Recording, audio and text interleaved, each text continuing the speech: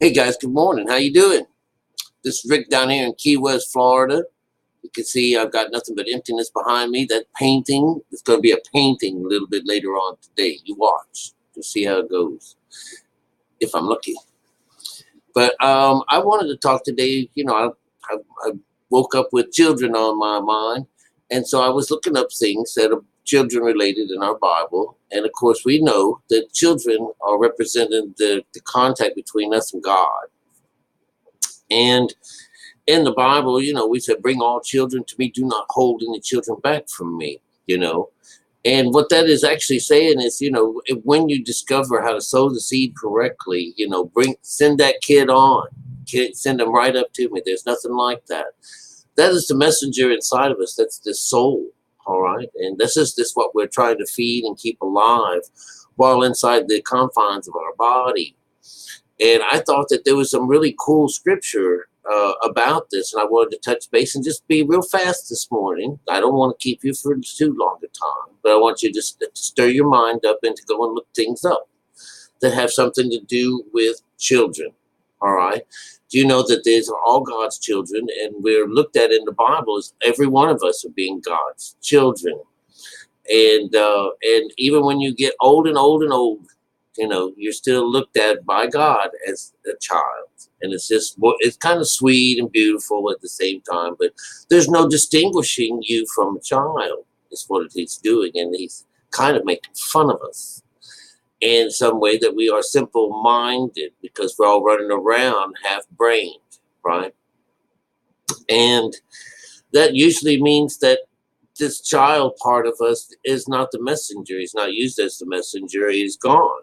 And that is the curse. That is the curse that God gives us by being born onto this earth, And so I thought that it would be really cool to read a couple of scriptures real fast. Let's see what we have here. Let's see. No, not there. Is that the one I do?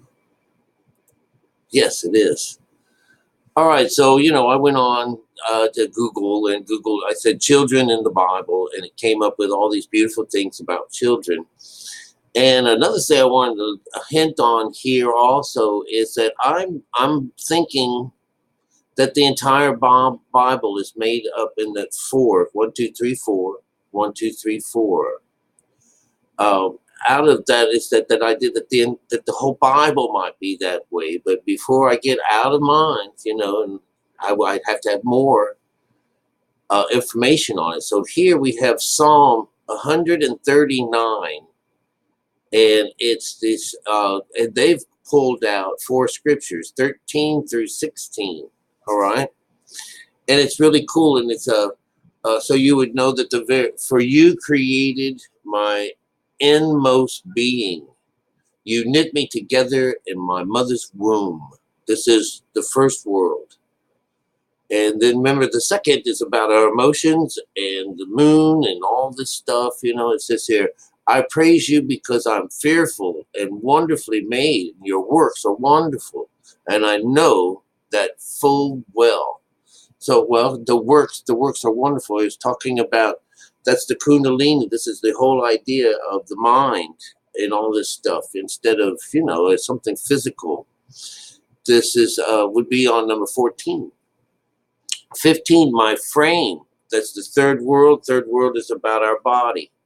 All right. My frame was not hidden from you when I was made in the secret place, when I was woven together in the depths of the earth. And then the final one, 4, your eyes saw my unformed body, and the days ordained for me were written in your book before one of them came to be.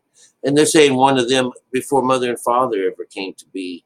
This idea of the flesh and the spirit ever coming to being, the soul was made. We're ancient. We're ancient. And there seems to be some planting going on, and we've been told this, that not all seeds are planted, and seeds are our souls. So they just keep being replanted over and over again until they're plucked out of the bad. This is separating the good from the bad. and that all of God's children are in this situation as they're trapped inside of us, and it's only us. It's the father of that child is the only one that can set him free. So, and that's why when this thing, when this energy is given out, it is it that says, I am doing what my father sent me to do, and what he was sent to do was to go and search out mother. And when mother comes about, then they're all one big happy family. So let's go down here. Just look at this next one here. It says Psalm 127. So let's add those up. 7, 8, 9, 10. It's about God. Okay. And it's got more. It's got 5 talking about it. 5 different verses. Unless the Lord builds the house, the builders labor in vain. Unless the Lord watches over the city, the guards stand watch in vain. In vain you rise up early and stay up late, toiling for food to eat, for he grants sleep to those he loves. This is wonderful. Children are a heritage from the Lord, offspring, a reward from him. Like arrows in the hands of a warrior, children are born in one's youth. Blessed is a man whose quiver is full of them. They will not be put to shame when they contend with their opponents in court. Do you understand this whole idea that this is our child? Our child is being looked up as an arrow, and we talk about arrows about aiming high. This is so beautiful, but it's not about real children in real life. It's not all about children. The stories are about the child and you. This is the child. This is the one that unless you come to Jesus as a child, you cannot follow him.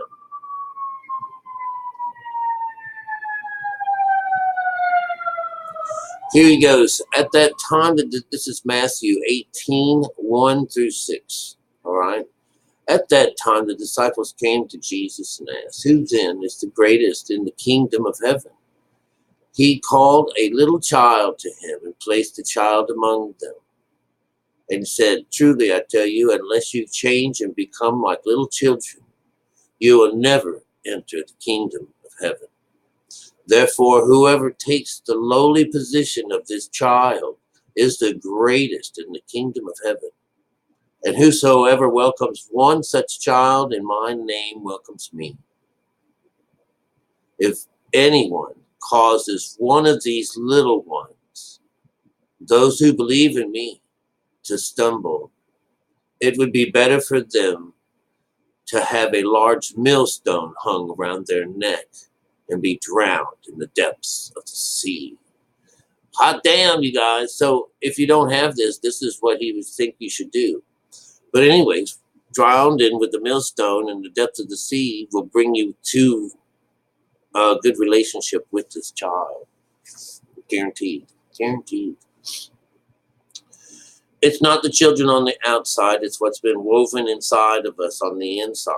This is what it's all about. The whole book is a spiritual book. It doesn't have anything. That flesh of yours is only going to get you in trouble. All right? So I just wanted to talk about the child. I wanted you to realize the child is your soul. And if you don't understand anything I'm saying, then I can tell you right now that your soul is starving. And it's really thirsty. And it's super tired. It just wishes it could get some rest. All of those things are granted to you should you ever go within yourself and find God. You'll get this rest that you want. You'll get this food that you want. Food meaning knowledge and rest. Rest meaning that, no more works for you. You do still have to do something to keep alive. But anyhow, that's what we preach here on this channel. Okay? You either got it or you don't. If you got it, treat it right. And if you don't got it, figure out how to get it. Damn it. I've got plenty of different ways of killing yourself, bringing about this new you. All right. Check you later. Love you.